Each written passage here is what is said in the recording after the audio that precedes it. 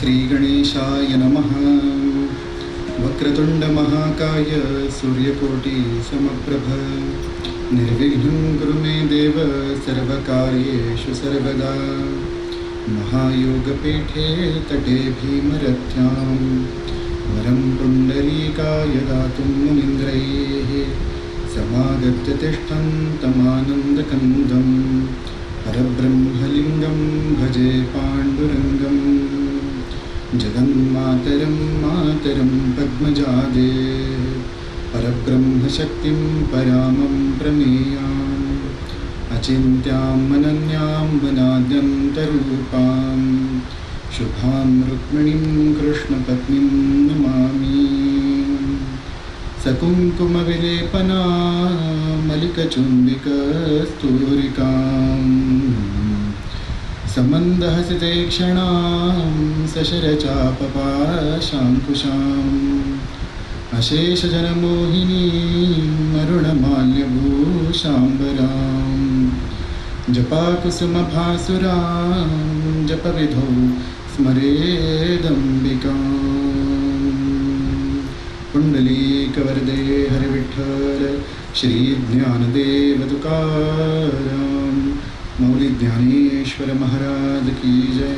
जगद्गुरु तुकाराम महाराज की जय।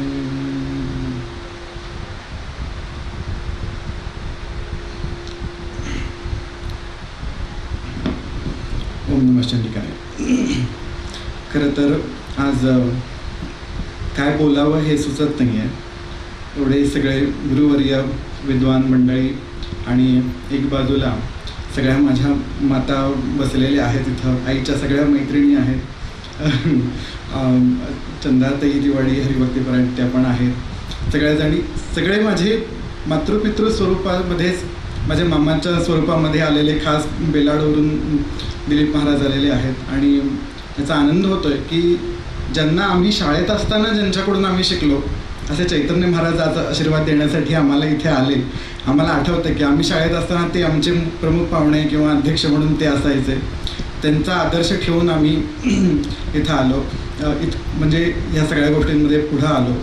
आणि हे आणखीन एक आनंदाची गोष्ट अशी होती की महाराज येणार हे मला माहिती होतं, पण कुठंतरी आपांचा आशीर्वाद म्हणून आज ऋषिकेश महाराज इथं आले की कुणाचं नाही पण 3 वर्ष मला एकट्याला त्यांनी घरी बोलवून शिकवलेलं आहे हे मी कधी विसरणार नाही.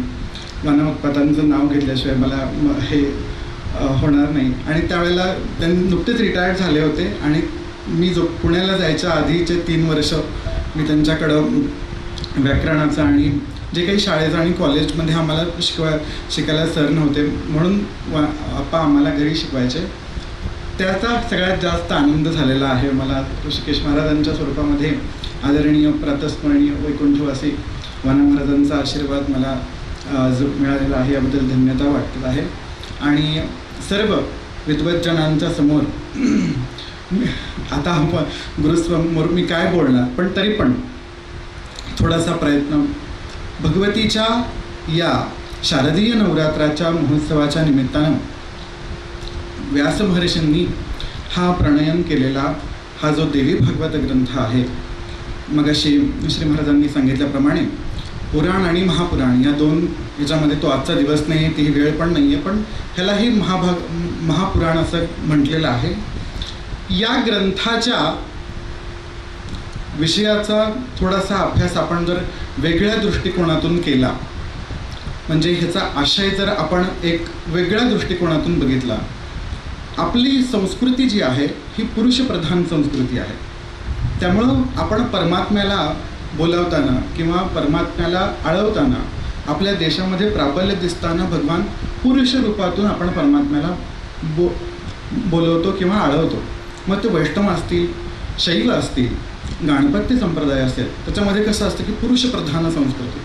पण व्यासांचं हे ग्रंथ प्रणयन करण्याचं ह्याचं निमित्त जे आहे की शाक्त संप्रदायाचे जे तत्त्वज्ञान त्याच्यामध्ये जे दिलेलं आहे, पण देवी हा शब्द वापरून पुढं भागवत हा शब्द त्याच्यामध्ये जोडला, त्याचं कारण पण आहे, त्याची चर्चा आपण नंतर करणार आहोत. पण तत्त्व असं घेतलं की परमात्म्याला मातृस्वरूपात उपास्य म्हणून किंवा अंतिम तत्व म्हणून स्त्री रूपामध्ये कसं मानलेलं आहे, या विषयाला धरून चाललेली जी परंपरा आहे, ज्याला शाक्त परंपरा असं म्हणतात, त्या परंपरेसाठी आधारभूत म्हणून प्रणयन केलेला हा देवी भागवत ग्रंथ आहे.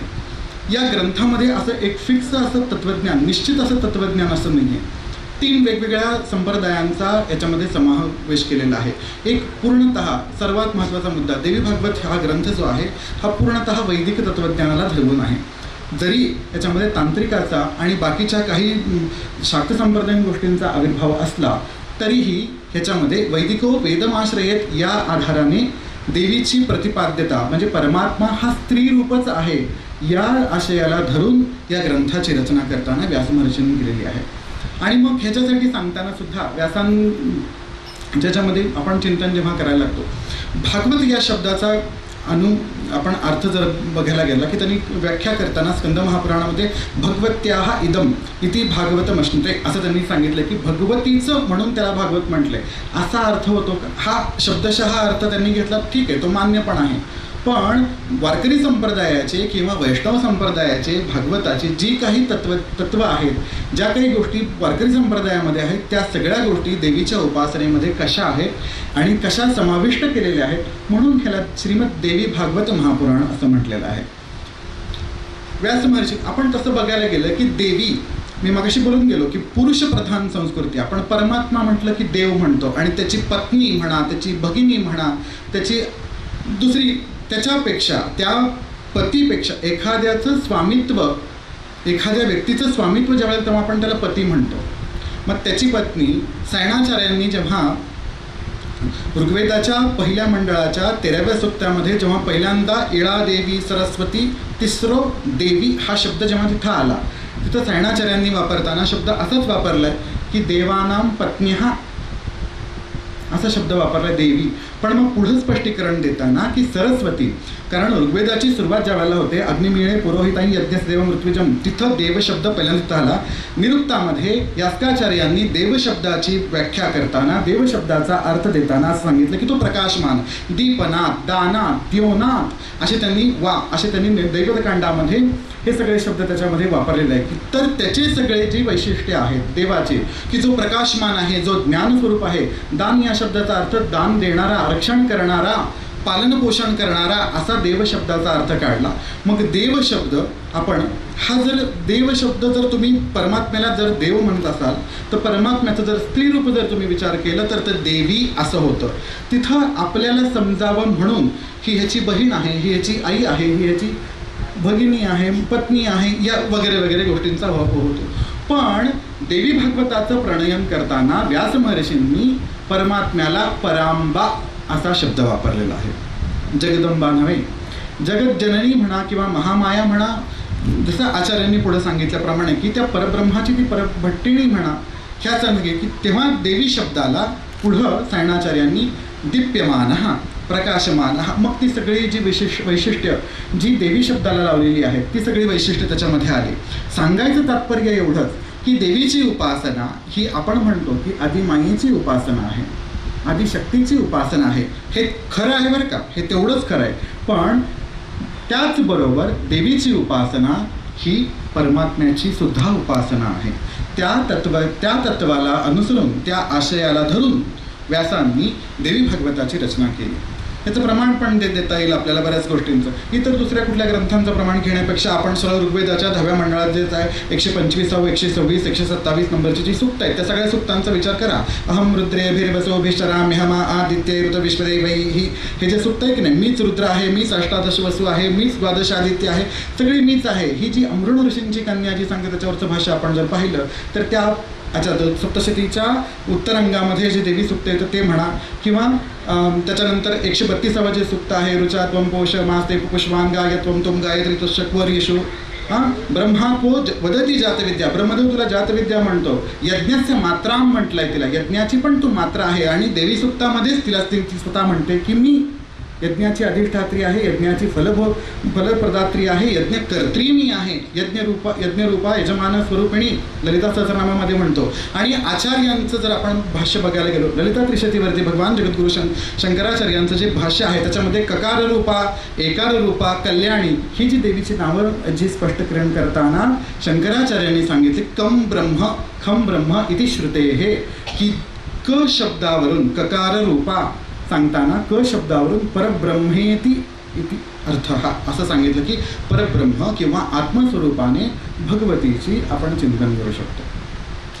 ह्या दृष्टिकोनातून धरूनच व्यास महर्षींनी या ग्रंथाचं प्रणयन केलेलं आहे किंवा रचना केलेली आहे.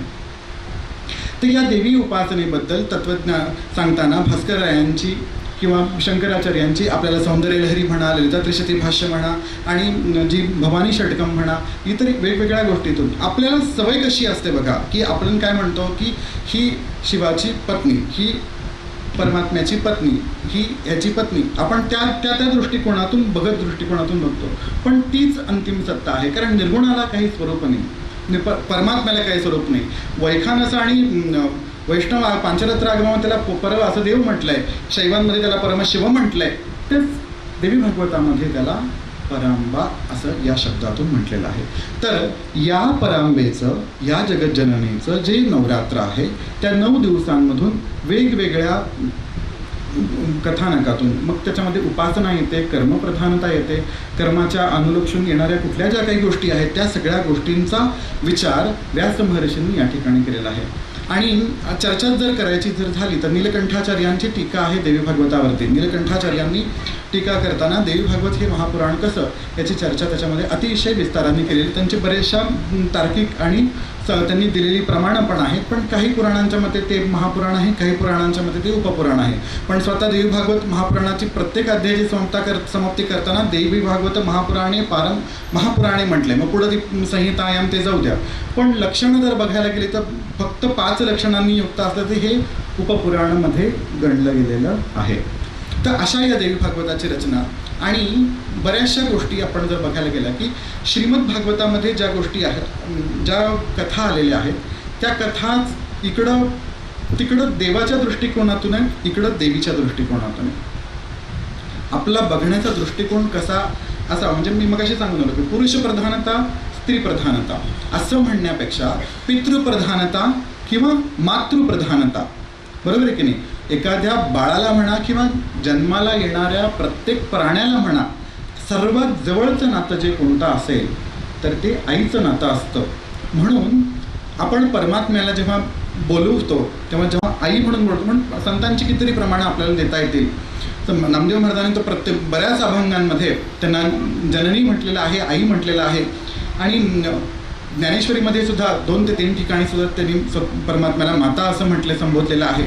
तो विचार धरून त्या विचारधारेला पकडूनच व्यास महर्षींनी देवी भागवत हा एक वेगळ्या विचाराचा, एक वेगळ्या दृष्टिकोनाचा ग्रंथ याच्यामध्ये प्रणयन केलेलं आहे. तर देवी भागवताच्या ह्याच्यामध्ये आपण बघायला गेलं की भागवताप्रमाणेच त्याच्यामध्ये 18,000 श्लोक आहेत. आत्ता जे उपलब्ध ग्रंथ आहे त्याच्यामध्ये 18,617 श्लोक आहेत. थोडंसं जास्त, थोडंसं ॲडिशन काही करताना आणि बऱ्याचशा फिलॉसॉफिकल दृष्टिकोनातून किंवा ओरिएंटल रिसर्चच्या ज्या विद्वानांनी याच्यावरती जो रिसर्च केलेला आहे त्यांच्या मताप्रमाणे 2,500 ते 2,000 वर्ष जुना हा ग्रंथ आहे. आणि ह्याचे कर्ते व्यासमहर्षीच आहेत. आणि बऱ्याच लोकांचं असंही मत आहे की हा कथाभाग ह्याच्यातून घेतलेला आहे, ह्या ग्रंथातून आहे. त्या वेळेचा आपण त्या वेळेला आपण विचार करणार आहोत. तर सुरुवात करताना अशी याची सुरुवात होते की देवी श्रीमद भागवताप्रमाणे स्कंद महापुराणामध्ये कार्तिक स्वामी अगस्त्य महामुनींना जी कथा सांगतायत, भगवान शंकरांच्या चरित्रांविषयी जी कथा सांगतायत, भगवान शिवांचं जे चरित्र सांगतायत, जे शिवलीलामृतामध्ये आलेलं आहे, वेगवेगळ्या याच्यामध्ये आलेलं आहे, त्या कथांचं वर्णन करता करता करता अगस्त्य महामुनी स्कंद भगवंतांना विचारतायत की तुम्ही भगवंताविषयी सांगितलं, आता मला तुम्ही भगवतीविषयी सांगा. आणि तो विषय सांगायच्या सुरुवातीला जो विषय येतो त्याला म्हणतात देवी भागवत महात्म्य. ते 4 अध्यायांमध्ये आलेलं आहे, 5 अध्यायांमध्ये आलेलं आहे. स्कंद महापुराणाच्या मानसखंडामध्ये ही चर्चा ह्याच्यामध्ये येते. आपण त्याच्यामध्ये करता नाथ महाराजांची जी काही भरुडं आहेत त्या सगळ्या भरुडातून भरुड सम्राज्ञी चंदाताई तिवाडी इथं बसलेले आहेत. त्यांच्यासमोर आपण पुन्हा हे सगळे विषय येतीलच. ह्या सगळ्या विषयी जी ढालगज माया जी म्हणतो आपण, ती ढालगज मायेचं हे चरित्र आहे. आपण म्हणतो भागवताच्या दशमस्कंधामध्ये तुम्ही बघा खूप ठिकाणी बल्कि योगमाया प्रभावेण, योगमाया प्रभावेण, योगमाया समाश्रिता असं खूप ठिकाणी आलेलं आहे. व्यासांनी नेमका तोच विचार वेगळ्या दृष्टिकोनातून घेतला आणि त्या वेगळ्या दृष्टिकोनातून देवीच्या लीला चरित्रांचं, लीलेचं वर्णन त्यांनी याच्यामध्ये केलं. आता आणखीन एक मुद्दा सांगतो. देवी भागवताचं श्रवण का करायचं किंवा देवी भागवताचं महात्म्य का ऐकायचं, हे मी चैतन्य महाराजांच्या प्रवचनातूनच ऐकलंय की मायेचा अनुग्रह आपल्यावरती होऊ नये म्हणून महामायेचं हे चरित्र श्रवण आपण करायचं. की अमृतानुभवामध्येच्या पहिल्या सुरुवात करताना जेव्हा शिवशक्तीचं वर्णन त्याच्यामध्ये आलं की शक्ती कशी असते त्याच्यामध्ये, की शबल ब्रह्म स्वरूपिणी असणारी ही जी महामाया आहे की ज्या गोष्टींमुळं मी संसारामध्ये ह्या क्रियाकलापांमध्ये, या विषयांमध्ये, या मोहांमध्ये मी जो अडकणार आहे त्या मायेचा प्रभाव किंवा त्या अविद्येचा प्रभाव माझ्यावरती होऊ नये म्हणून बैग तू माझ्यावरती कृपा कर. म्हणून हे आहे की माझे खरे वडील कोण आहेत हे कोण सांगणार आहे. शेवटी ती विद्या सांगणार आहे ना, ती ब्रह्मविद्या तीच आहे. सा विद्या परमामुक्ते हे हेतुभूता सनातनी, तीच आहे की ती परममुक्तीची कोण आहे, परमामुक्ते हे हेतुभूता. आणि नुसतं हेतुभूता नाही म्हटलं की ती सनातन आहे, की पूर्वीपासून अनादी काळापासूनच ती सनातनी कोण आहे, परमामुक्ते हे सा विद्या संसार बंध हेतुश्च सा सर्वेश्वरीश्वरी. आणि तीच बंधनाची, ती सर्वेश्वरीच या संसाराच्या बंधनाचं कारण आहे. म्हणून भगवती महामायेला शरणागत आपण व्हायचं. की म्हणतं की ज्ञानीनाम अपि चैतांसी देवी भगवती ही सा, है की नाही, बला दाकृष्य मोहाय. आणि ती साध्या लोकांना मोहात टाकत नाही, ज्ञानी आणि विद्वज्जनांना जे परमार्थ मार्गावरती अग्रेसर आहे अशा लोकांना काही काही गोष्टीतून भ्रमात टाकते, मोहात टाकते आणि छोट्या छोट्या गोष्टींमधून ती पदच्युत होण्यास प्रवृत्त करते. अशा महामायेची कृपा आपल्यावरती होऊ नये म्हणून किंबहुना आपण त्या विषया मार्गामध्ये किंवा ह्या सगळ्या बाकीच्या क्रियाकलापामध्ये राहून सुद्धा परमात्म चिंतनातून पदच्युत न होवो म्हणून आपण भगवतीचं हे लीलाचरित्र आपण श्रवण करायचं आहे. भगवतीच्या या चरित्राचं अवलोकन करायचं आहे, अनुसंधान करायचं आहे. हे ह्या नवरात्राची पार्श्वभूमी आहे. की शंकराचार्य म्हणतात की गिरा माहुर्देवी द्रुहिण गृहिणीम आगमविदो हरे पत्नीं पद्मां हरसहचरीं अत्रितनयां तुरिया कापि त्वं दुर्धिगम्य निस्सीम महिमा महामाया विश्वं भ्रमयसि परब्रह्म महिषी. की तू न गिरा माहुर देवी द्रुहिण गृहिणी आगमितो, तंत्रसारामध्ये किंवा आगमांमध्ये वर्णन केलेली तू सरस्वती नाही, तू वाणी नाही. हरे पत्नी पद्मा, तू हरीची पत्नी पद्मा नाही, तू रुक्मिणी नाही, तू हर सहचरी आद्रितनया, तू पार्वतीची ह्याची हिमालयाची पुत्री पार्वती नाही, तू ती चौथीच कोणतरी आहे. तुरिया कापित्वम, कशी आहेस तू? दुरधिगम्य निस्सीम महिमा, तुझी महिमा कशी आहे? दुरधिगम्य आहे, भल्या भल्यानं तुझी महिमा कळत नाही. परमात्मा इतकीच माया पण त्याच्या इतकीच व्यापक आहे, ती त्याच्यासारखीच अव्यक्त नामनीम परमेश शक्ती, परमात्मा इतकीच ती अव्यक्त आहे ती माया. दुर्दिगम्य निस्सीम महिमा, आणि कशी आहेस तू? महामाया विश्वम भ्रमयसी परब्रह्म महेशी, तू ह्या विश्वाला भ्रमात टाकणारी, मोहात टाकणारी जी तू आहे, ती परब्रह्माची परभट्टिणी जी आहे, महामाया जी आहे, ती भगवती जगन्माता तूच आहे. त्या भगवतीचं चरित्र आपण या देवी भागवतामध्ये श्रवण करायचं आहे.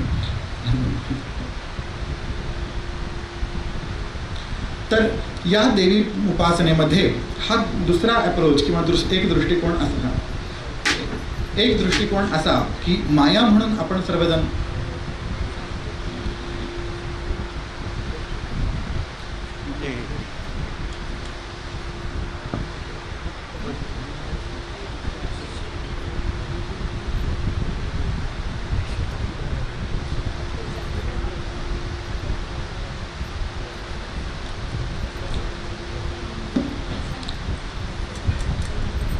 सर्व महाराज मंडळींना त्यांच्या कार्यामध्ये जावं लागलेलं आहे, त्यामुळे आपण आपला कथाभाग सुरू ठेवूयात पुढे.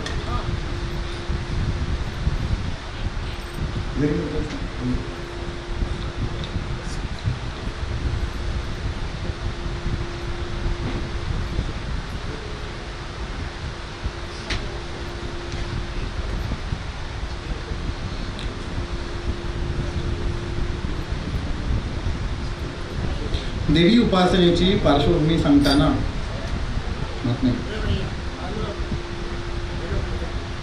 उद्या सगळ्यांचं उद्या मग आपण सुरू करू.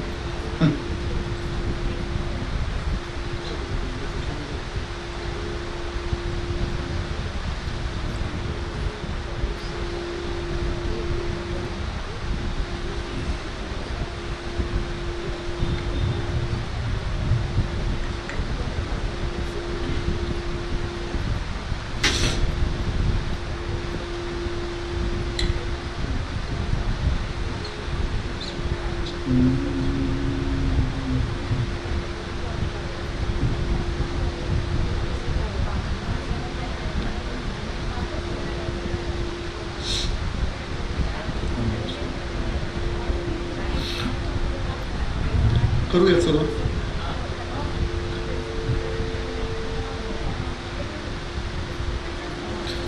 ओम नमः चंडिकाय. या सगळ्या मोठ्या लोकांच्या समोर बोलायचं म्हणजे टेन्शन असंच काम आहे. हो ना, चालेल, हरकत नाही. चला, तर आपण चर्चा करून आलो मगाशी की परमात्म्याची उपासना करताना किंवा परमात्म स्वरूप प्राप्त करताना आचार्यांनी, भगवान शंकराचार्यांनी कल्याणी या शब्दाचा अर्थ लावताना ककार रूपा कल्याणी कल्याण गुणशालिनी ललिता त्रिशती नामावरती भाष्य करताना आचार्यांनी कल्याण या शब्दाचा अर्थ सुख असा शब्द लावलेला आहे. सुख किंवा आनंद या शब्दाचा अर्थ शंकराचार्यांना काय अभिप्रेत आहे त्यांनी सांगताना की तैत्तिरीय उपनिषदामध्ये आनंदाचे त्यांनी 15 ते 16 प्रकार त्याच्यामध्ये दिलेत की युव सार्वभौमानंदारभ्य ब्रह्मानंद पर्यंतम, म्हणजे मनुष्याचा मिळणारा, म्हणजे एक मनुष्य राजा झाल्यानंतर त्याला मिळणारा जो आनंद आहे, असे 100 राजांचा आनंद, म्हणजे देवाचा गंधर्वाचा एक आनंद, त्याचा अशा 100 गंधर्वांचा, असं करत करत करत जो सिद्ध किंवा एका योग्याला मिळणारा जो आनंद असतो की जो परमात्मा स्वरूपाला प्राप्त झालेला असतो, अशा आनंदाची जी वृत्ती देणारी आहे अशी आनंद स्वरूपिणी जी आहे ती म्हणजे ही भगवती आहे, ती ही देवी आहे. आपल्याला आत्तापर्यंत आपल्या मनावरती काय बिंबवलेलं असतं की देवी म्हणजे आदी माया आहे ना, नाही कोण म्हणते, बरोबर, मान्य आहे, ती म्हणजे शक्ती आहे, डेफिनेटली ती शक्ती आहे, शक्तीच आहे, तीच कार्यरत आहे, तीच कार्य करते सगळीकडं. पण ती आदी माया, ती आदिशक्ती जशी तुम्ही शक्ती स्वरूपात किंवा माया स्वरूपामध्ये बघू शकता, तशी ती परमात्मा स्वरूपामध्ये किंवा आधार स्वरूपामध्ये बघण्याचा जो विषय आहे तो हा विषय म्हणजेच हा देवी भागवत ग्रंथ आहे. व्यासांनी सुरुवात करताना या पहिल्या अध्यायामध्ये सृष्टौ या सर्गरूपा जगदवनविधौ पालनीया च रौद्री संहारे चापि यस्या जगदमखिलं क्रीडनय्या पराख्या पश्यन्ति मध्यमातो तदनु भगवती वैखरी वर्णरूपा सास्माद्वाचं प्रसन्ना विधिहरगिरीशा राधितालङ्कुरोतु नारायणं नमस्कृत्यं नरं चैव नरोत्तमं देवीं सरस्वतीं व्यासं ततो जयमुदीरयेत. या 2 श्लोकांनी सुरुवात केलेली आहे की काय, सृष्टीच्या सर्गरूपामध्ये आणि ह्या जगाच्या रक्षणामध्ये आणि या पालन करण्यामध्ये आणि या संहार करण्यामध्ये जिच्या शक्तीने ब्रह्मदेव सृष्टीची उत्पत्ती करतात, जिच्या शक्तीने जिच्या आधाराने भगवान विष्णू महाविष्णू सृष्टीचं रक्षण करतात आणि जिच्या आधाराने किंवा जिच्या सहाय्याने भगवान महादेव सृष्टीचा नाश करतात किंवा लय करतात, अशी ती कोण आहे? भगवती महामाया जी आहे ती आमच्या स्वरूपामध्ये मध्यमात पश्यन्ति मध्यमातु तदनु भगवती वैखरी वर्णरूपा. आज मी ज्या वाणीमध्ये तुमच्याशी बोलतोय ती जी वैखरी वाणी आहे, जे शब्दांनी मी तुमच्याशी बोलतोय ती वाणी आहे, जी मध्यमा आहे, जी पश्यन्ति आहे आणि जी परा आहे, ह्या 4ही वाणींची स्वरूपिणी जी आहे, जिच्या माध्यमातून माझ्या भावना किंवा माझ्या ज्या भावनांची अभिव्यक्ती मी तुमच्याशी करतोय ती भगवती, ती वाग्देवता, ती सरस्वती, ती वाणी, ती पराशक्ती परांबा आमच्या देवी भागवताच्या कथेला मंगलमय करो, असं व्यास महर्षी याच्यामध्ये म्हणतात. की म्हणतात नारायणं नमस्कृत्यं नरं चैव नर. कारण आता हे देवीचं वर्णन करायचं आहे. ह्या ग्रंथाचं म्हणजे 18 पुराण जे आहे त्याच्यामध्ये 5ही संप्रदायांचे ग्रंथ तुम्हाला पाहायला मिळतील. मेजॉरिटी डेफिनेटली वैष्णव संप्रदायाचे आहे. पद्म कुर्म पुराण, मत्स्य पुराण सगळे वैष्णवांचे पुराण आहेत. तरीसुद्धा शैव सांब इत्यादी जे पुराण आहे ते शिवप्रधानता आहे. पण देवी भागवत हा एकमेव ग्रंथ असा आहे की यामध्ये शक्तीची किंवा देवीची म्हणण्यापेक्षा स्त्री तत्वाची किंवा परमात्म्याला मातृतत्वामध्ये पाहण्याची अभिव्यक्ती व्यासांनी ह्याच्यामध्ये केलेली असल्या कारणानं या ठिकाणी कोणत्याही पुरुष तत्वाला नमन सुरुवातीला न करता व्यासांनी सर्व तत्वामध्ये शक्तीची प्रधानता सांगितलेली आहे. एक सर्वात साधं उदाहरण मी तुम्हाला देतो. साधं उदाहरण, आपणास एक चित्र सगळ्यांना माहिती आहे की खाली भगवान महादेव असे आडवे पडलेले, त्याच्यावरती ती काली उभी आहे. बरोबर आहे. विषय येणार आहे पुढं, पण मी तुम्हाला जाता एक सांगून देतो की कसं म्हणतं की तिचं ध्यान करताना प्रातस्मरामी शिवरूप शवोपविष्टाम. कालीचं ध्यान करताना काय सांगितलं की शिवरूपी शवावरती आरूढ झालेली आहे ती. शिवरूपी, शिव तो मरून पडलाय का? नाही, पण तरी पण त्याला शव म्हटलंय. का त्याला शव म्हटलंय? शिवोपी शवताही याती. ह्या विषयावरती आपण चर्चा करू, पण तो तिथं पडलाय. एनर्जी आहे तिथे, एनर्जी आहे, पण कशी आहे? स्टॅटिक एनर्जी आहे. पण त्याच्यावरती जी ॲक्टिव्हिटी आहे, जी ॲक्टिव्ह एनर्जी आहे, डायनामिक एनर्जी जी आहे, शक्ती जी आहे ती ही काली आहे. शिवरूप शवोपविष्टाम. अर्थ याचा असा आहे की परमात्मा निर्गुण निराकार व्यापक निश्चित निरंजन अवस्थेमध्ये असा पडलेला आहे, पण शक्ती त्याच्यावरती आरूढ होऊन त्याच्या आधारे या सृष्टीचं सृजन करते, पालन करते, संहार करते, लय करते आणि ह्याचं तिरोधान करून शेवटी त्याचा अनुग्रह सुद्धा तीच करते. म्हणून तिला पंचकृत्य निर्मात्री किंवा अधिष्ठात्री असं म्हटलं की शक्ती शेवटी काय आहे की शक्ती क्रीडा जगत सर्वम. हे सगळं जग चालू जे आहे ते कशाच्या जोरावरती चालू आहे? शक्तीच्या जोरावर चालू आहे की नाही?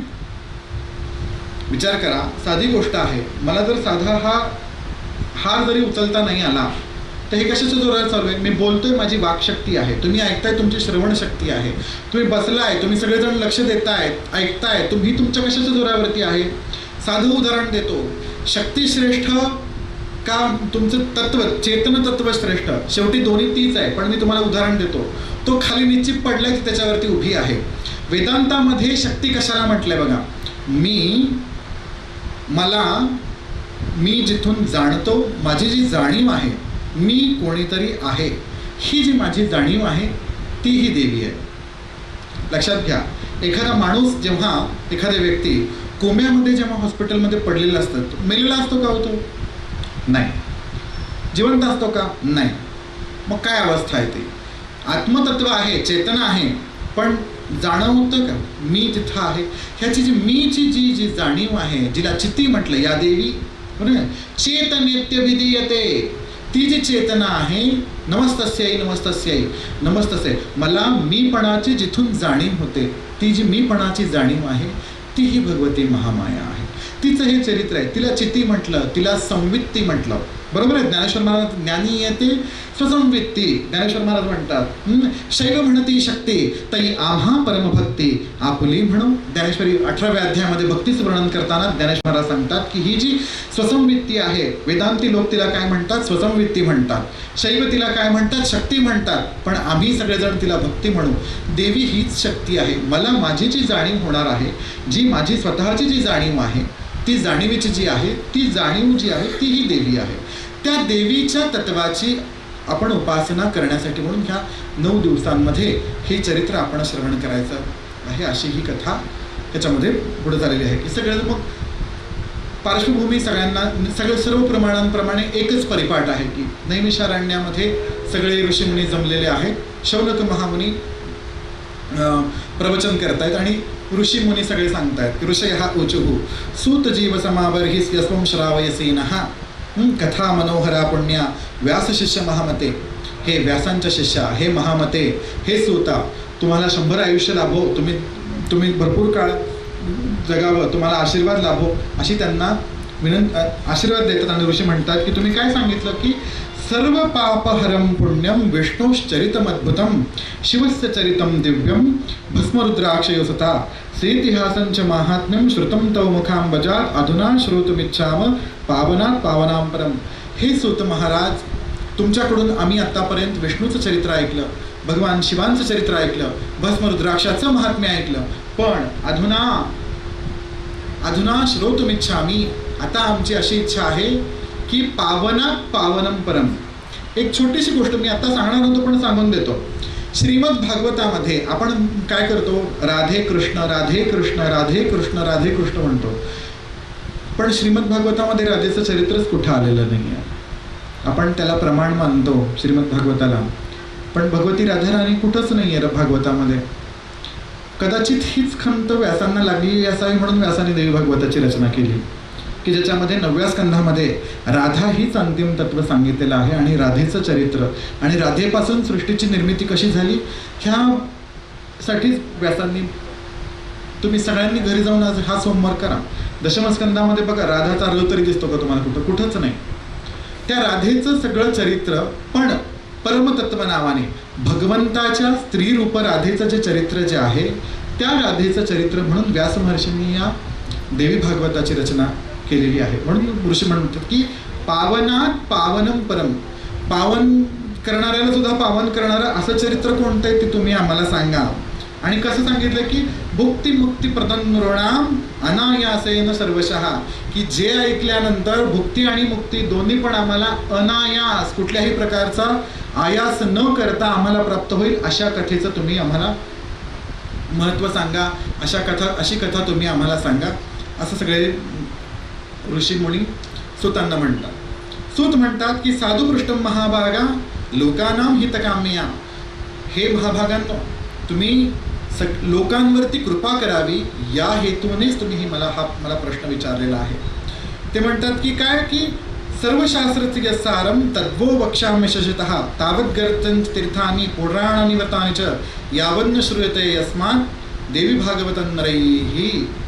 की बाकीची सगळी शास्त्र, सगळीच पुराणं, सगळी तोपर्यंत गर्जना करतात की जोपर्यंत देवी भागवत येत नाही. एकदा देवी भागवत तुम्ही ऐकलं तेव्हा तुम्हाला तुमच्या लक्षात येईल की दुसरं काहीच ऐकायची गरज नाही. इदमखिल पुराणम सारमेतम इदमखिल कथानाम सारमेतत् पुराणम असं व्यास महर्षी म्हणतात. सूत म्हणतात की सगळ्या पुराणांचं सार असणारं हे देवी भागवत आहे. की त्याच्यामध्ये काय सांगितले की याच्यामध्ये तुम्हाला आता जन्मेजयानी हे विचारले व्यासांना, हे देवी भागवत जे सांगितलं व्यास महर्षीने सांगितलं. कुणाला सांगितलं?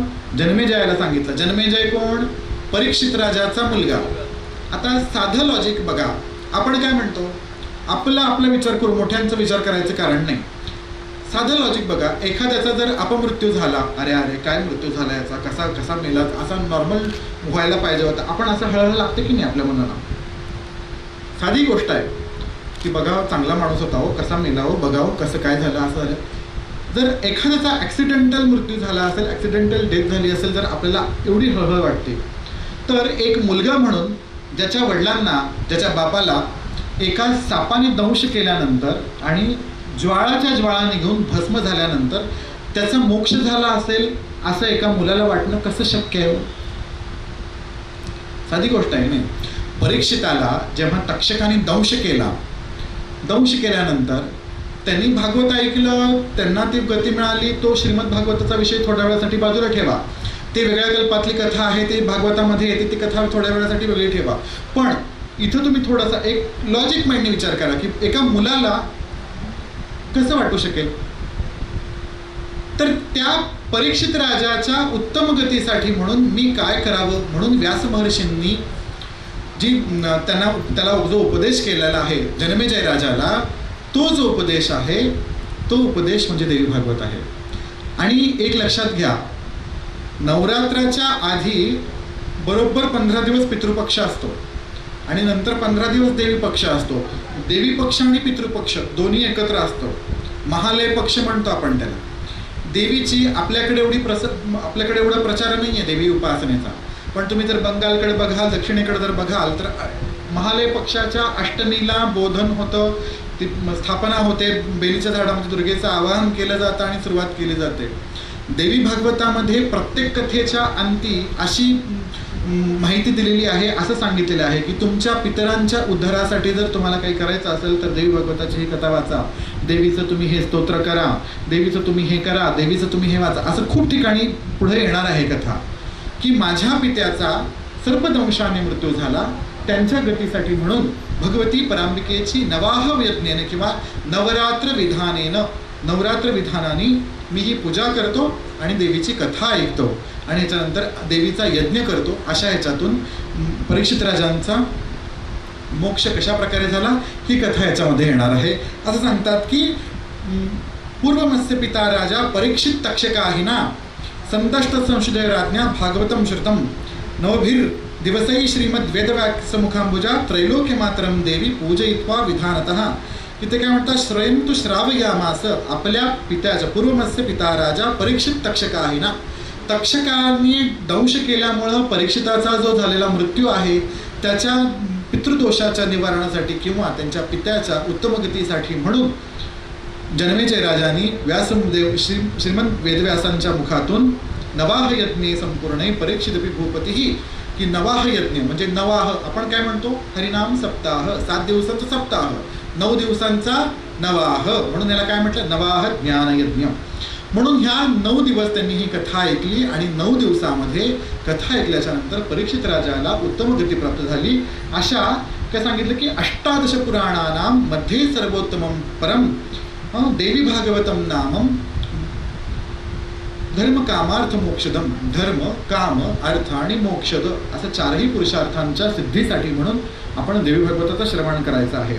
ये शृण्वन्ति सदा भक्त्या देव्या भागवतीं कथां तेषां सिद्धिर्न दूरस्था तस्मात् सेव्य सदा नृभिः. जे देवी भागवताची कथा श्रवण करतात त्यांना कुठल्याही प्रकारची सिद्धी दूर नाही. त्यांना सर्वतः ते त्या देशातल्या सर्वतः उच्च मंडळींच्या पंक्तीमध्ये ते बसतात. आणखीन ते सांगतात, दिनमर्धम तदर्धम वा मुहूर्तं क्षणमेव वा ये शृण्वन्ति सदा नरा भक्त्या तेषां दुर्गती न क्वचित. जे दिवसातून अर्धा काळ, त्याचा मुहूर्त, एक क्षणभर जरी देवीच्या चरित्राचं श्रवण करतात त्यांच्यापासून मुक्ती दूर नाही, असं व्यास महर्षी इथं म्हणतात. ते काय म्हणतात की सर्व तीर्थेषु यज्ञेषु सर्वदानेषु यत्फलम सकृत पुराण श्रवणात तत्फल लभते नरहा. सर्व यज्ञांमध्ये, सर्व तीर्थांमध्ये, सर्व तपोदानांमध्ये जे फल मिळतं ते सगळं फळ जे आहे ते केवळ भगवती जगन्मातेच्या या चरित्र श्रवणाने, ह्या नवरात्रामध्ये ह्या चरित्र श्रवणाने मिळतं. मग हे कधी करायला पाहिजे की अश्विनी मधुमासे वा तपोमासौ शुचो तथा चतुर्ष नवरात्रेषु विशेष फलदायकम अतो नवाह यज्ञोयम सर्वात पुण्य फलप्रदाः. ते काय म्हणतात, अश्विनी मधुमासेवा तपोमासो शुचिथा नवरात्रे चतुर्षु नवरात्रेषु 4 नवरात्रांचा उल्लेख स्कंद पुराणामध्ये इथं आलेला आहे. अश्विन महिन्यातलं म्हणजे हे नवरात्र की जे शारदीय नवरात्र म्हणतो. मधुमास म्हणजे चैत्र नवरात्र, ज्याला आपण वासंतिक नवरात्र म्हणतो, आपण रामाचं नवरात्र म्हणतो. चैत्र पाडवा ते रामनवमीपर्यंत जे नवरात्र चालतं ते मधुमासातलं. तपोमास शुचौथा, तपोमास म्हणजे आषाढ मासातलं जे नवरात्र असतं की आपण त्याला विठ्ठलाचं नवरात्र म्हणतो. आषाढ शुक्ल प्रतिपदा ते नवमी, आपण ज्याला कांदी नवमी म्हणतो पंढरपूर भाषेमध्ये, आषाढ शुक्ल प्रतिपदा ते नवमीपर्यंत जे नवरात्र चालतं त्याला गुप्त नवरात्र म्हणतात किंवा आषाढ गुप्त नवरात्र असं म्हणतात. शुचौ मासामध्ये म्हणजे माघ महिन्यामध्ये बऱ्याच लोकांचा हा गैरसमज आहे की पौष महिन्यामध्ये जे शाकंभरीचा उत्सव येतो तो नवरात्र उत्सव आहे. शास्त्र मताप्रमाणे शाकंभरीचं हे नवरात्र नसतं. शाकंभरीचा हा उत्सव असतो. तुम्ही पंचांग करते दात्यांचं कॅलेंडर काढून बघा, दाते पंचांग काढून बघा, त्याच्यामध्ये लक्षात येईल की शाकंभरी उत्सव आरंभ असं लिहिलेलं असतं. नवरात्र आरंभ म्हणत नाही, कारण अष्टमी ते पौर्णिमा 9 दिवस होतच नाही, लक्षात घ्या. आणि पुराण ग्रंथांमध्ये आणि आपल्या सौभाग्यकांडामध्ये सुद्धा सांगताना 4 नवरात्र अश्विन, चैत्र, आषाढ आणि माघ ही 4 नवरात्र सांगितलेली आहेत. ही नवरात्र ह्याच महिन्यामध्ये का करायची, याचं काय कसं संगती लावायची, याचा अनुबंध कसा, याचा विचार स्वतंत्र 3ऱ्या स्कंधामध्ये आपण पूर्ण विस्ताराने करणार आहोत.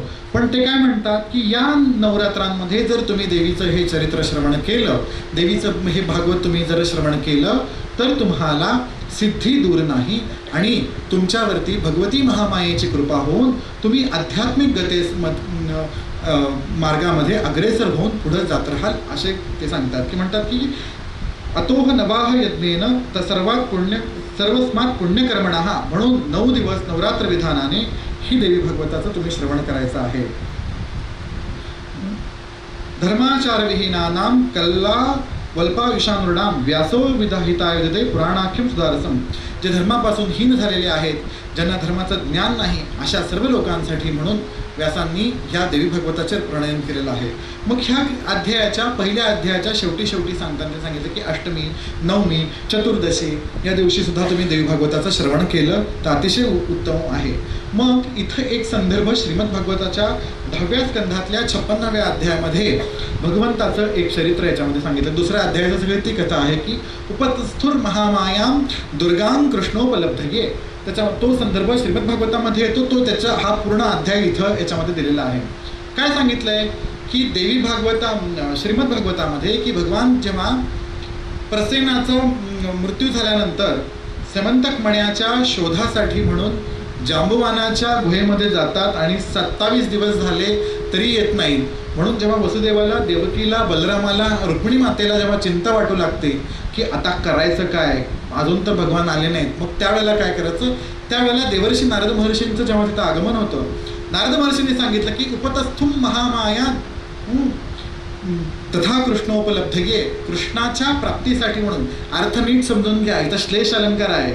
त्यांचं काय होतं की त्यांना त्यांचा मुलगा पाहिजे होता, त्यांना त्यांचा भाऊ पाहिजे होता, त्यांना त्यांचा नवरा पाहिजे होता. तुम्हाला भगवंत पाहिजे असेल, श्रीकृष्ण पाहिजे असेल तर काय करायला पाहिजे, उपतस्थुर महामायाम दुर्गां कृष्णोपलब्धये, बरोबर आहे की नाही. म्हणून त्यांनी सांगितलं की विषय तोच आहे, उपतस्थुम महामाया, त्या महामायाचं करायचं. ती कथा ह्या 2ऱ्या अध्यायामध्ये सांगितली. मग ते ऋषी म्हणतात की काय झालं होतं की वसुदेवांनी का म्हणून देवी भागवताची कथा श्रवण केली, नारद महर्षींना त्यांनी का पाचारण केलं आणि देवीची नवरात्र विधानाने पूजा का केली, हे तुम्ही आम्हाला चरित्र सांगा. आणि त्या योगानं, सेमंतक मण्याच्या योगानं हे कथानक आम्हाला तुम्ही सांगा. या दृष्टिकोनातून ही कथा पुढे येते की सूत म्हणतात की सत्राजित भोजवंशीयो द्वारवत्यां सुखम वसन् सूर्यस्य आराधनेयुक्तो भक्तश्च परमसखा, की सत्राजित नावाचा एक भोजवंशीय प्रधान म्हणा किंवा एक सैनिक म्हणा किंवा एक क्षत्रिय म्हणा की जो द्वारका नगरीमध्ये होता, की तो कोण होता, सूर्याचा भक्त होता, पण अतिशय परमश्रेष्ठ भक्त होता, सूर्यदेवाचा भक्त होता आणि तो त्याचा सखाई होता. काय होतं की त्यांनी काय झालं की कालांतरानंतर भगवान सूर्यनारायण जेव्हा प्रसन्न झाले, भगवान सूर्यनारायण प्रसन्न झाल्याच्या नंतर त्यांनी त्याला वरदान म्हणून त्याला एक मणी दिला. मणी, त्या मण्याचं नाव होतं सेमंतक मणी. तो मणी कसा होता, अतिशय तेजस्वी मणी होता. त्या मण्याचं वर्णन करताना सांगितलंय की ज्या ठिकाणी तो मणी असेल त्या ठिकाणी कधीही कुठल्याही प्रकारची महामारी नसणार आहे, त्या ठिकाणी कुठल्याही प्रकारचे भूकंप होणार नाही, कुठल्याही प्रकारची रोगराई होणार नाही, वेगवेगळ्या प्रकारे. आणि त्याचं सगळ्यात जास्त वैशिष्ट्य म्हणजे त्या मण्यापासून रोज 8 मण सोनं मिळत होतं. असा तो मणी होता.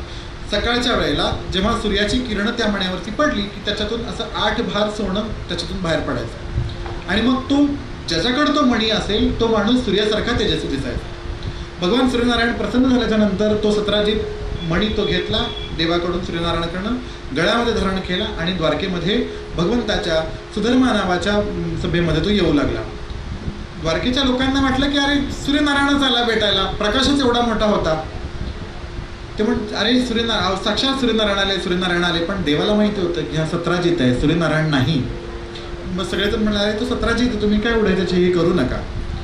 मग कालांतर गेल्याच्या नंतर असं झालं की प्रत्येकाला असं वाटायचं की तो मणी आपल्याकडे असावा. प्रत्येकाचा हेतू जो असेल तो असेल, आपल्याला त्याच्याशी कर्तव्य नाही. तो मणी आपल्याकडे असावा असा वाटायचा, पण तो सत्राजित वेगळ्या ह्याच्यातून विचार करत असे. मग झालं काय की एक दिवशी त्या सत्राजिताचा भाऊ प्रसेन त्यांनी काय केलं, तो मणी गळ्यामध्ये घातला आणि शिकारीला म्हणून जंगलामध्ये गेला. त्या मण्याचं तेज एवढं होतं, त्या मण्याची कांती एवढी होती की त्याच्याकडे कोणीही सहज आकर्षित होऊ शकत होतं. पण प्रसेन जेव्हा घोड्यावरती बसून गेला तर त्या मण्याकडं एका सिंहाची नजर गेली. त्या सिंहाने काय केलं, त्या घोड्यावरती आणि त्या प्रसेनावरती आक्रमण केलं, दोघांचाही नाश केला. आणि त्या मण्याकडे तो खाण्याच्या दृष्टीने पकडला, पण त्या लक्षात आला की हे दगडच आहे, याचा काही आपल्याला उपयोग नाही. त्यामुळे तो सिंह असा तसा त्याच्याशी खेळत बसायला लागला की ह्या दगडाचं काय, आता काय करणार. मग ते दृश्य बघितलं जांबवंताने. जांबवंत म्हटलं की सिंह काय करतोय. मग त्यांनी सिंहाला मारून टाकलं तिथं युद्धामध्ये आणि जांबवंताने तो मणी घेतला. बघा द्वापर युगामध्ये जांबवंत आहेत, भगवंताचे भक्त, रामरायाचे भक्त. तो मणी त्यांनी घेतला आणि आपल्या गुहेमध्ये निघून गेले. प्रसेन आला नाही, इतके दिवस झालं, मणी घेऊन हा प्रसेन गेलाय, मग ह्याला कोणी मारलं. अशी गावामध्ये द्वारकेमध्ये सगळीकडे चर्चा सुरू झाली. आता ही कथा थोडीशी वेगवेगळ्या ठिकाणी वेगवेगळ्या ह्याच्याने बदलत जाते, पण आपल्याला त्याची की काही ठिकाणी असं म्हणू लागलेलो की कृष्णाने त्या प्रसेनाला मारलं आणि त्याचा मणी घेतला. देवावरती शब्द आला, अरे मी तर काही केलं नाही, पण आता हा मणी तर गेला की आता काय करायला पाहिजे. म्हणून भगवान सगळ्या आपल्या सैन्याबरोबर, सगळ्या सवंगड्यांबरोबर म्हणून मण्याच्या शोधासाठी म्हणून निघून गेले जंगलामध्ये. जंगलामध्ये गेल्याच्या नंतर त्यांनी बघितलं की प्रसेनाचा घोडा मरून पडलाय, प्रसेनाचे जे काही कपडे सडलेले असेल ते पडलेले आहेत. आणि तिथून पुढं बघितलं की एका सिंहाच्या पायाचे ठसे, रक्ताचे ठसे पुढे एका गुहेकडे जात आहेत. पुढे जाऊन बघताय तो सिंह पण मरून पडलाय. मग देव म्हणाले की तुम्ही इथंच थांबा, मी जाऊन येतो. मी जोपर्यंत येत नाही तोपर्यंत कोणीही आत यायचं नाही. देवानी असं सांगितल्याच्या नंतर मग कोणाची काही हिंमत झाली नाही ते करायची. मग आता काय करायचं. मग देव गेले आतमध्ये. परमात्म्याला बघून, कृष्णाला बघून ती जी जांबवानाची जी छोटी छोटी बाळं होती, नातवंड जी काही होती, ती मण्याबरोबर खेळत बसली होती. देवाला बघितलं की कोणतरी मनुष्य व्यक्ती आलाय म्हणून ती जांबवान, ती अस्वलीन बाई ओरडली, आ करून तिचा आवाज आला की जांबवान आला बाहेर. त्यांनी बघितलं हे कशा, कोणतरी आलंय, डोक्यावरती मुकुट आहे, मोराचा पीस आहे, काय असं काय, तू कशाला आलाय, तो मणी माझा आहे, मला दे. नाही म्हणले, युद्ध कर आणि घे जिंकून. मग वृक्षराज जांबवनाचं त्याच्यामध्ये वर्णन असं येतं की त्रिसप्तनवरात्र, की त्यांनी 27 दिवस, त्रिनवरात्र असा शब्द त्याच्यामध्ये वापरला आहे की 27 दिवस जांबवानाचं आणि देवाचं युद्ध चालू झालं. 27 दिवस झाल्यानंतर हे काय यांची प्रतीक्षा करायची तितिक्षा शक्ती संपून गेली, ह्यांचे पेशन्स संपले, आता काय करायचं. मग गेले द्वारकेला निघून. गेल्यानंतर देवकीला सांगितलं, वसुदेवाला सांगितलं, बलरामाला सांगितलं, रुक्मिणीला सांगितलं, काय भगवंत काय आले नाही बाबा, कृष्ण काय आला नाही, 28 असा एवढे दिवस झाले तो गेलाय, आता कसं करायचं. त्यांना चिंता वाटू लागली, आता काय करायचं. मग तेवढ्यात तिथं नारद महर्षींचं आगमन होतं. नारद महर्षी आल्यानंतर नारद महर्षींना हे सगळे जण मिळून असं सांगतात की आता आम्ही काय करावं बरं, आम्ही कृष्ण प्राप्तीसाठी म्हणून आम्ही काय करावं, तुम्ही आम्हाला सांगा. नारद महर्षी तिथं म्हणतात की पुत्रप्राप्ते श्रेष्ठ देवीम आराधयम अंबिकाम तस्या आराधनेनैव सद्य श्रेयो हे वापससी. इथं काय सांगितलं की यदुश्रेष्ठा तू काय कर, देवीम आराधयम अंबिकाम, तू अंबिकेची आराधना कर. आणि इथं त्यांनी असा शब्द वापरलाय की जे श्रेयस्कर आहे, जे तुझ्यासाठी श्रेय आहे त्या गोष्टीची तुला प्राप्ती होईल. कृष्णप्राप्ती होईल असं म्हटलेलं नाही, याचा खूप मोठा अर्थ आहे याच्यामध्ये. मग पुढं हा विषय आपण पुढच्या प्रवचनांमध्ये करणार आहोत. श्रेय म्हणजे नक्की काय, आज नाही त्याचा. पण मग वसुदेव म्हणतात की भगवं काही सा देवी किं प्रभावा महेश्वरी कथम आराधनम तस्य देवर्षे कृपया वद. की हे भगवंता, हे नारद महर्षी, कोण आहे ती देवी, कशी तिची आराधना करायला पाहिजे, कोण आहे ती, सांगा मला, तिच्याबद्दल तुम्ही सांगा. तिची कथा कशी करायची, तिची आराधना कशी करायची, तिची उपासना कशी करायची, याविषयी आपण मला सांगावं. मग नारद महर्षी म्हणतात की वसुदेव महाभाग शृणु संक्षेपतो मम. तुम्ही देवीबद्दलचे काढलेले शब्द बघा फक्त इथं. देव्या महात्म्यम अतुलम को वक्तुम विस्तराक्षमः. देवीचं महात्म्य सांगण्यासाठी, विस्तार करण्यासाठी कोण असा वक्ता समर्थ आहे. हां, ती कशी आहे. यासा भगवती नित्या सच्चिदानंद रूपिणी. कशी आहे, भगवती आहे, जी नित्य आहे, जी नित्य आहे, सर्व अवस्थांमध्ये नित्य आहे, जी सत्य आहे, जी सच्चिदानंद रूपिणी आहे. कुणाची विशेषण आहेत ही सगळी, परमात्म्याची आहेत की नाही, कमाईची विशेषण आहेत. देवीला या ठिकाणी साक्षात शिव मानलेला आहे, साक्षात पंढरीनाथ मानलेला आहे, विष्णू मानलेला आहे, परमात्मा मानलेला आहे. परात परतरा देवी यया व्याप्तमिदम जगत. ती कशी आहे, परात परांची पण पर आहे, ती परांबा आहे, ती महामाया आहे. कशी आहे, यया व्याप्तमिदम जगत. की तिने सर्व हे जगत जे आहे, चितीरूपाने म्हणा, आत्मरूपाने म्हणा, चेतनारूपाने म्हणा, ज्ञानरूपाने म्हणा, ती सगळ्यांच्या मध्ये ती व्याप्त आहे. कोण आहे ती, परात परतरा देवी यया व्याप्तमिदम जगत. मग पुढे सांगतात की यया यदाराधनतो ब्रह्मा सृजती च चराचरम. जिच्या आराधनेनं ब्रह्मदेव ह्या सृष्टीचं रचना करतात. याच स्तुत्वा विनिर्मुक्तो मधुकैटभ भयात भजात. जिचं भजन केल्यानंतरच ब्रह्मदेव मधुकैटभाच्या भयातून मुक्त झाले. जिचं भजन केल्याच्या नंतर भगवान विष्णू योगनिद्रेतून जागे झाले. रुद्रसंहरते यस्या कृपापांग निरीक्षणात. रुद्रांची किंवा भगवान शिवांची संहार शक्ती जी आहे, जिच्यामुळं ते संहार करू शकतात, अशी ही आहे की संसार बंध हेतुर्या सैव मुक्ती प्रदायिनी सा विद्या परमा देवी सैव सर्वेश्वरेश्वरी नवरात्र विधानेन संपूज्य जगदंबिकाम. तू काय कर, ती जी आहे परमादेवी जी आहे, जी मोठी महाविद्या जी आहे, जी श्रीविद्या आहे, जी परमविद्या आहे, त्या देवीचं उपासना किंवा नवरात्र विधानाने त्या जगदंबिकेचे तुम्ही पूजन करा असं सांगतात. मग त्याच्यात त्यांना आठवतं की जेव्हा तुरुंगामध्ये होतो, पुढचे कथा त्यांनी सांगितली की गर्गमुनींनी ही देवीची उपासना वसुदेव देवकीच्या प्रित्यर्थ कशी केली, त्यांची पुढची ती कथा सांगतात की जेव्हा आम्ही कंसाच्या कारागृहामध्ये होतो त्यावेळेला एकदा गर्ग ऋषी जे आहेत, गर्गमुनी जे आहेत, आमचे कुलगुरू जे आहेत यदुवंशाचे, ते तेव्हा आले आणि त्यांना आम्ही सांगितलं की हा कंस जो आहे, हा कंस आमच्या एक एक बालकांना मारत आहे, तर आमच्या पुढचं जे बालक जन्माला येणार आहे त्याच्या रक्षणासाठी म्हणून तुम्ही चंडिकेला प्रार्थना करा, तुम्ही आमच्यासाठी काहीतरी देवीची उपासना करा. या कारागृहामध्ये आम्हाला करणं शक्य नाही. तर त्यावेळेला ते म्हणतात की गर्गाचार्य कृष्णचरिताच्या अनुषंगाने देवी भागवताच्या महात्म्याचं वर्णन या दुसऱ्या अध्यायामध्ये इथं आलेलं आहे. म्हणून सांगतात की उपतस्थुर महामायाम तथा कृष्णोपलब्धये. कृष्णाच्या प्राप्तीसाठी म्हणून वसुदेव देवकी बलराम रुक्मिणी मातेने भगवती जगन्मातेची ही देवी भागवताची उपासना या ठिकाणी केलेली आहे असं सांगितलेलं आहे.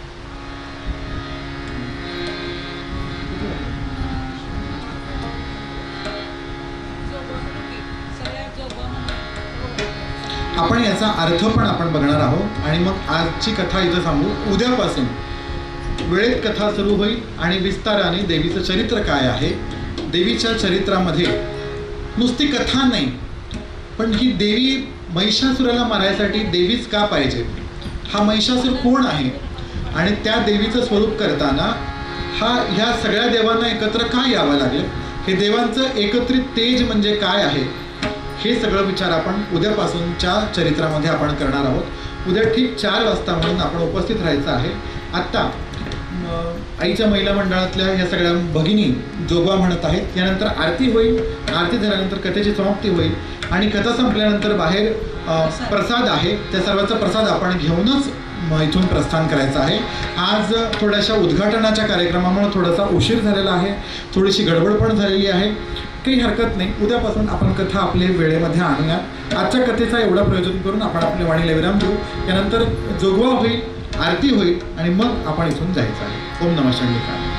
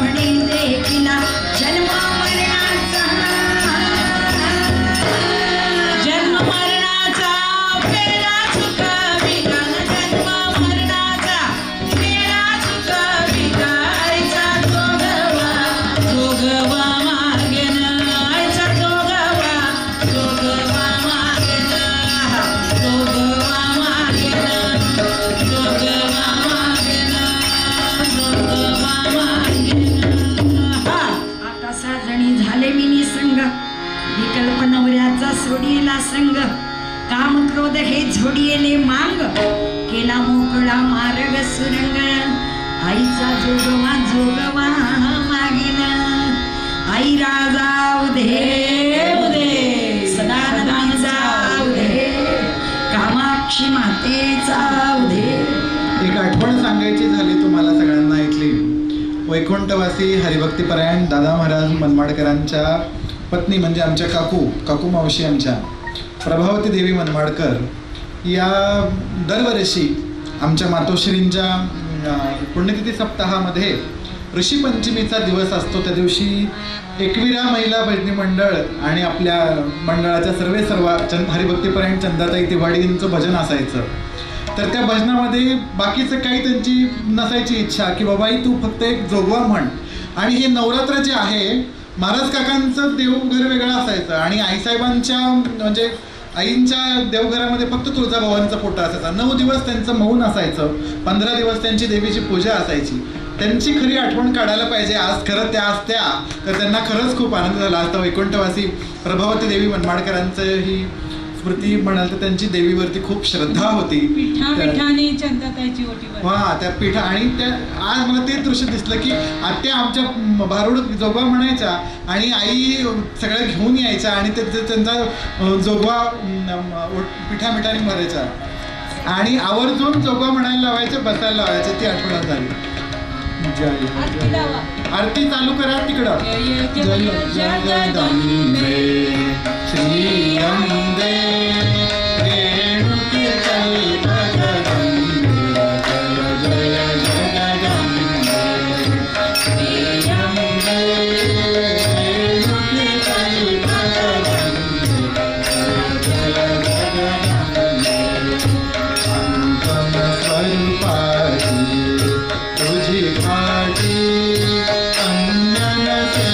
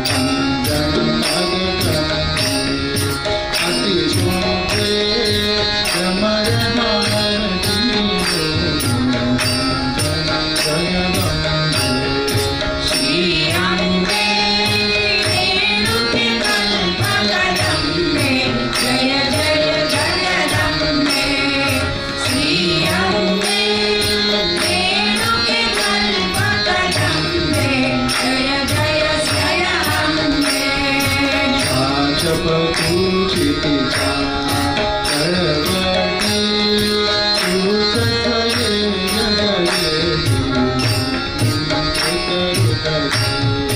संकटी धावती भक्तांचा विष्णुदास सखा बहुपती देशील हरी जगेली हरी मग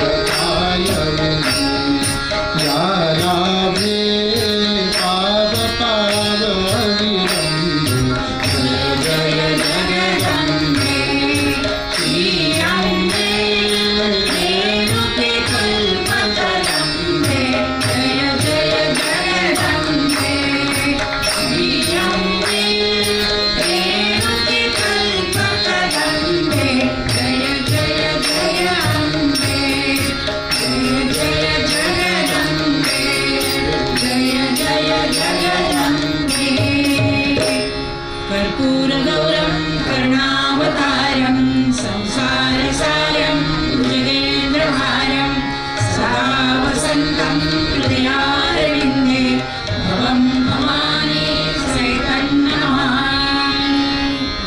मंगलम भगवान विष्णु मंगलम गरुडध्वज मंगलम पुंडरीकाक्ष मंगलाय तनोहरि सर्वमंगलमांगल्ये शिवे सर्वार्थसाधिके शरण्ये त्र्यंबके गौरी नारायणी नमोस्तुते जयंती मंगलाकारी भद्रकाली कपाली दुर्गा क्षमा शिवा धात्री स्वाहा सदा नमोस्तुते सर्वस्वरूपे सर्वेशे सर्वशक्ति समन्विते भयप्रत्राहिनो देवी दुर्गे देवी नमोस्तुते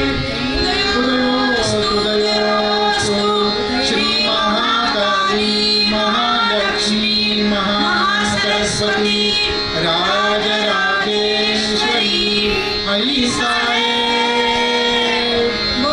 जगदम्बा माता की जय जगदम्बा माता की जय कामाक्षी माता की जय। ओम नमः चंडिका। ओम नमः चंडिकाय ओम चंडी झालेली सेवा सद्गुरु चंडी। हो एक जा रोज